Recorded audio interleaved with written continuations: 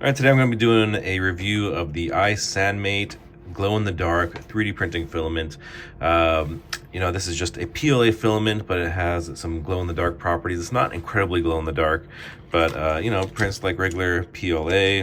This nice little otter guy right here, and each roll, it comes with 4 rolls in this pack. I've used 2 of them already, but here's a nice cool Godzilla that it comes with.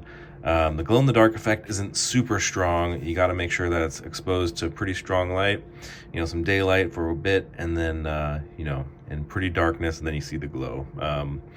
So it's not an incredibly strong glow, and I gotta be honest, like, I've had a lot of problems with prints failing with this filament. So if it's like, if you need something that's glow-in-the-dark, cool, go for it.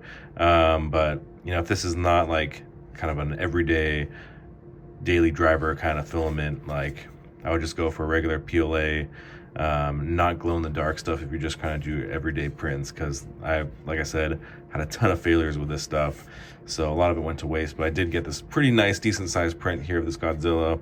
Got some nice otter guys, but geez, it did take a while, mostly because the filament would stick, like, that wasn't properly really wound, I think. And it just wasn't feeding properly, which was most of the problem. Otherwise, the printing itself, I think, was okay, but it was just problems with getting the filament to actually feed properly into the 3D printer. That was my problem. So definitely gotta keep an eye on that when you're printing, I would say.